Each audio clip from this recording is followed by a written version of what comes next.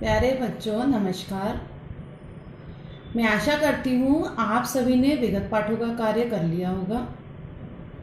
बच्चों, आज हम हिंदी साहित्य का पाठ 3 बस की यात्रा पढ़ेंगे।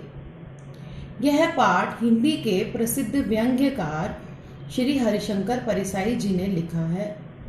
इस पाठ के माध्यम से लेखक ने बस के मालिकों की ओर संकेत किया है जो अपने अधिक मुनाफे को कमाने के लिए या फिर अपने खर्च को बचाने के लिए अव्यवस्थित बसों को सड़क पर चलने के लिए छोड़ देते हैं। जिन बसों पर सफ़र करते हुए यात्रियों को बेहद परेशानी का सामना करना पड़ता है, वह नहीं समझते कि इस तरह से वह किस किस की जान को जोखिम में डाल रहे हैं। इसी प्रकार की एक बस का वर्णन प्रस्तुत पाठ में किया गया है, जिसे हम पाठ के माध्यम से पढ़ेंगे। आइए पाठ का अध्ययन करते हैं। पाठ 3 बस की यात्रा। हम 5 मित्रों ने तय किया कि शाम 4 बजे की बस से चलें।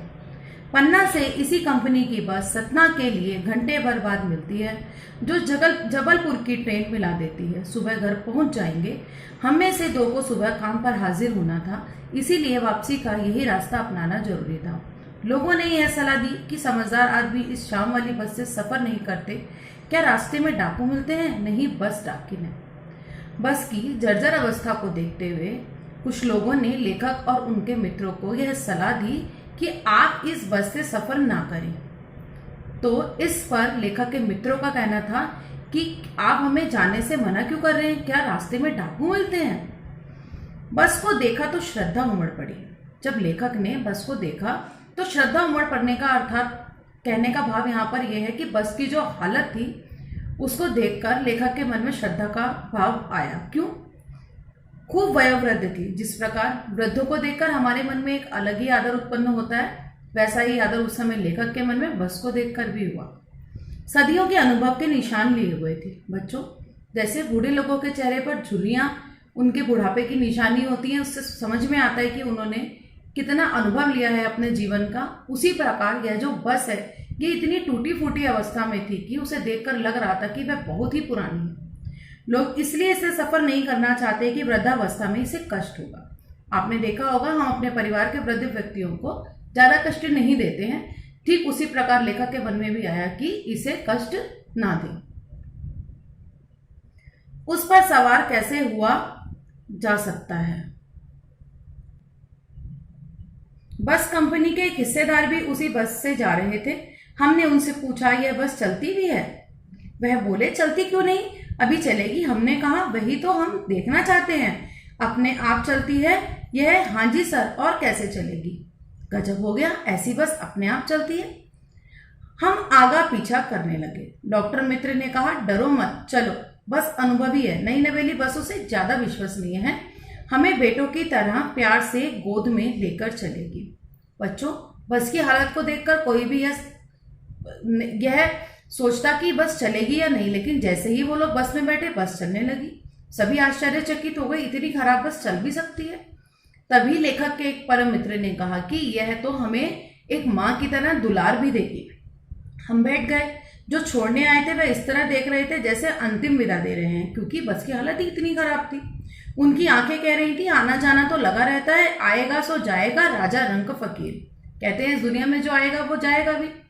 तो जो बस की हालत है उसको देखते हुए यह नहीं लग रहा कि वह अपने गंतव्य तक, यानी कि जहां पर उसे जाना है वहां तक वह जा भी पाएगी। आदमी को कूच करने के लिए एक निमित्त चाहिए, निमित्त अर्थात कारण। इंजन सचमुच स्टार्ट हो गया, ऐसा जैसे सारी बस ही इंजन है और हम इंजन के भीतर बैठे हैं। कांच बहुत कम बचे थे, जो बचे थे उनसे हमें बचना था। बस की हालत इतनी खराब थी कि जो खिड़कियों के शीशे थे वह टूट चुके थे, और टूटे हुए शीशे वाली बस में सफर करना लेखक को ऐसा लग रहा था कि अब उसे अपनी जान की रक्षा भी स्वयं करनी होगी। हम फौरन खिड़की से दूर सरक गए। इंजन चल रहा था, हमें लग रहा था कि हमारी सीट के नीचे इंजन है। बच्चों, बस इतनी खराब अवस्था में थी कि अब लेखक को ऐसा लगने लगा था कि उसकी सीट के नीचे ही इंजन है, क्योंकि बस बहुत अधिक आवाज कर रही थी। बस सचमुच चल पड़ी और हमें लगा कि यह गांधी जी के असहयोग और सविनय अवज्ञा आंदोलन के वक्त अवश्य जवान रही होगी। बस की हालत को देखकर ऐसे लग रहा था कि यह बहुत ही पुरानी बस है और गांधी जी के जमाने की बस है। उसे ट्रेनिंग मिल चुकी थी। हर हिस्सा दूसरे से असहयोग कर रहा था। असहयोग यानी कि सहयोग ना करना।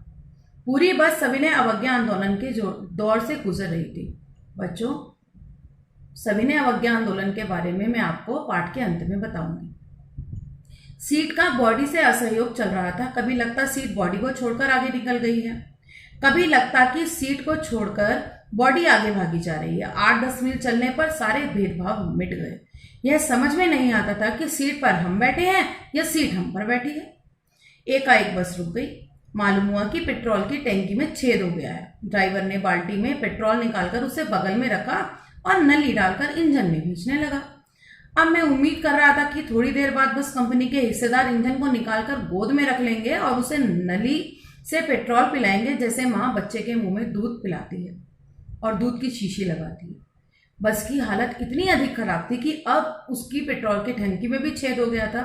तो उस पेट्रोल को बचाने के लिए उन्होंने क्या किया, एक बाल्टी लगा दी और नली लगाकर वापस पेट्रोल की टंकी में ही पेट्रोल डालने लगे। तो बच्चों, आप इसी से अंदाजा लगा सकते हो कि बस की हालत कितनी खराब थी। बस की रफ्तार अब 15-20 मील हो गई थी। मुझे उसके किसी हिस्से पर भरोसा नहीं था। ब्रेक फेल हो सकता है, स्टीयरिंग टूट सकता है। प्रकृति के दृश्य बहुत लुभावने थे। अब जब सफर करना ही है, गंतव्य तक पहुंचना ही है, तो लेखक ने जो अपना ध्यान था वो टूटी हुई बस से हटाकर प्रकृति के दृश्यों की ओर लगाना शुरू किया। दोनों तरफ हरे भरे पेड़ थे जिन पर पक्षी बैठे थे। मैं हर पेड़ को अपना दुश्मन समझ रहा था। जो भी पेड़ आता डर लगता कि इससे बस टकराएगी। वह निकल जाता तो दूसरा पेड़ का इंतजार करता। झील दिखती तो सोचता बस इसमें गोता लगाएगी। गोता अर्थात डुबकी लगाएगी। बच्चों, प्रकृति के दृश्य तो बहुत लुभावने थे, लेकिन साथ साथ लेखक के मन में डर भी था कि कहीं ऐसा ना हो कि बस इससे टकरा जाए और उन्हें किसी हादसे का सामना न करना पड़े।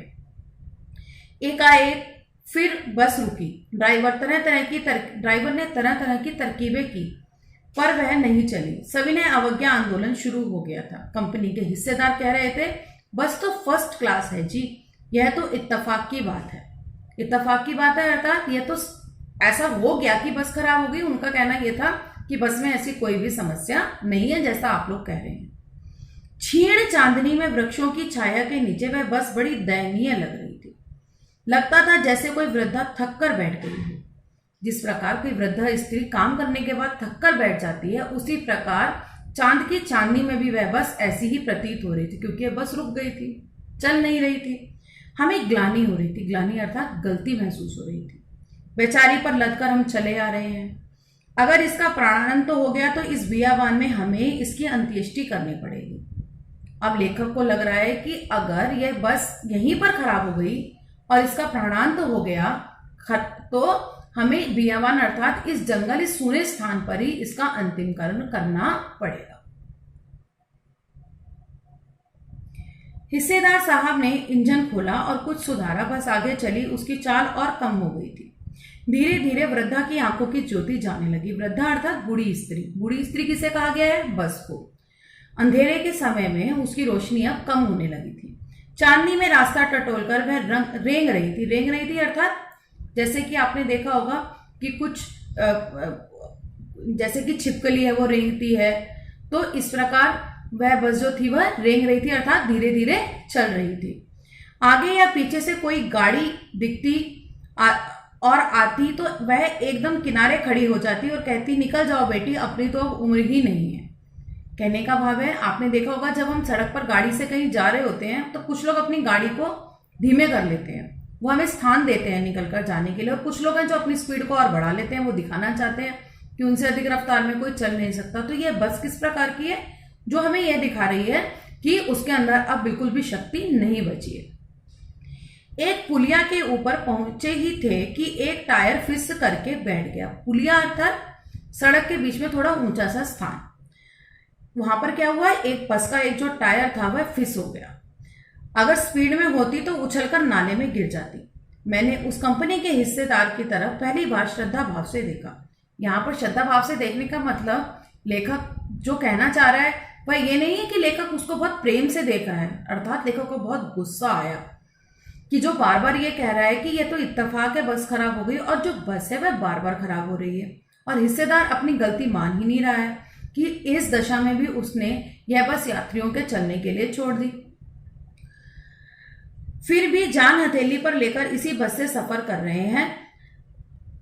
बस के टायरों की हालत को जानते हैं, जो हिस्सेदार साहब है उनको बस के टायरों की हालत पता है, फिर भी वे अपनी जान को हथेली पर लेकर इस बस से सफर कर रहे हैं। जान हथेली पर लेना अर्थात अपने प्राणों को जोखिम में डालना। उत्सर्ग की ऐसी भावना दुर्लभ है।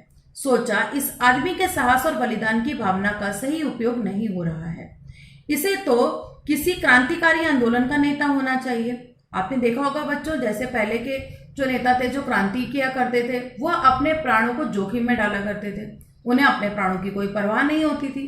तो यहाँ पर लेखक का कहने का मतलब है कि जो हमारी कंपनी के हिस्सेदार साहब हैं उनके मन में भी ऐसे ही भाव है, क्योंकि बस की हालत को जानते हैं फिर भी उसी में सफर कर रहे हैं। अगर बस नाले में गिर पड़ती तो हम सब मर जाते और देवता बाहें पसारे उसका इंतजार करते, कहते वह महान आदमी आ गया जिसने एक टायर के लिए प्राण दे दिए और मर गया, पर टायर नहीं बदला। बच्चों, एक गलती होती है जिसे हम जानबूझकर करते हैं और एक गलती होती है जो हमसे अनजाने में हो जाती है। और यहाँ पर जो हिस्सेदार साहब द्वारा की गई गलती है वह क्या है, जिसे वह जानबूझकर कर रहे हैं, जानते भी हैं लेकिन अपनी गलती को सुधार नहीं रहे हैं। दूसरा घिसा टायर लगाकर बस फिर चली। अब हमने वक्त पर पन्ना पहुंचने की उम्मीद छोड़ दी थी। पन्ना कभी भी पहुंचने की उम्मीद छोड़ दी थी, पन्ना क्या कहीं भी पहुंचने की उम्मीद छोड़ दी थी।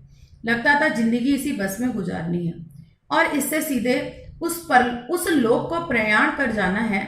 इस पृथ्वी पर उसकी कोई मंजिल नहीं है। हमारी बेताबी तनाव खत्म हो गए, हम बड़े इत्मीनान से घर की तरह बैठ गए। चिंता जाती रही, हंसी मजाक चालू हो गया। अब अंत में क्या हुआ, पाठ के अंत में लेखक ने बताया कि उसने इस बात का तो वर्णन नहीं किया कि वह गंतव्य तक पहुंचा या किस प्रकार पहुंचा या उसको किन किन कठिनाइयों का सामना आगे और करना पड़ा। उसने बताया कि इस प्रकार का माहौल था कि अब लेखक को ऐसे लगने लगा था कि वह बस अब कहीं भी नहीं पहुंच पाएगी और उसे इस बस में बैठे बैठे बहुत सारी कठिनाइयां अनुभव करनी पड़ेंगी। तो अपने मन को बदलने के लिए, अपने मूड को चेंज करने के लिए उन सब ने आपस में हंसी मजाक चालू कर दिया। बच्चों, अब हम जानते हैं सविनय अवज्ञा आंदोलन के बारे में। बच्चों, सविनय अवज्ञा आंदोलन महात्मा गांधी जी ने चलाया था। इस आंदोलन में गांधी जी ने देश के प्रत्येक व्यक्ति का सहयोग मांगा था। ऐसा इसलिए हुआ था बच्चों, जब अंग्रेजों ने नमक पर टैक्स लगा दिया था। नमक हमारे देश में समुद्र से का जो झाग होता है उससे इकट्ठा करके निकाला जाता है, और जिस समय हमारा देश गुलाम था, जिस समय अंग्रेजों ने हमारे देश पर अपनी प्रभुसत्ता जमा रखी थी, उस समय हमारे भारत की जो जनता थी वो बहुत ही अधिक गरीब थी। तो आधी से अधिक जनसंख्या ऐसी थी जो नमक से खाना खाकर अपना पेट भरा करती थी। हमारे ही देश का सामान और हमारे ही देश में टैक्स लगाकर बेचा जाए। गांधी जी को इस पर बहुत ही क्रोध आया। उन्होंने इस बात में अंग्रेजी सरकार का बिल्कुल भी सहयोग नहीं किया, वहां पर उनका असहयोग किया, यानी कि कॉपरेट ना करना जिसको हम कहेंगे। तो गांधी जी ने गुजरात के दांडी नामक स्थान से एक यात्रा आरंभ करी, जिस पर देश के बहुत से लोगों ने बढ़ चढ़कर हिस्सा लिया और वहां पर वे अपना स्वदेशी नमक बनाने लगे। इसमें सरोजिनी नायडू ने उनका साथ दिया था। जिस घटना का वर्णन इस पाठ के माध्यम से लेखक ने यह कहकर समझाया कि जिस प्रकार गांधी जी ने अंग्रेजी शासन को सहयोग नहीं किया था, ठीक उसी प्रकार बस का प्रत्येक पुर्जा या बस का हर एक जो सामान उसमें लगा था वो उसको सहयोग नहीं कर रहा था। धन्यवाद।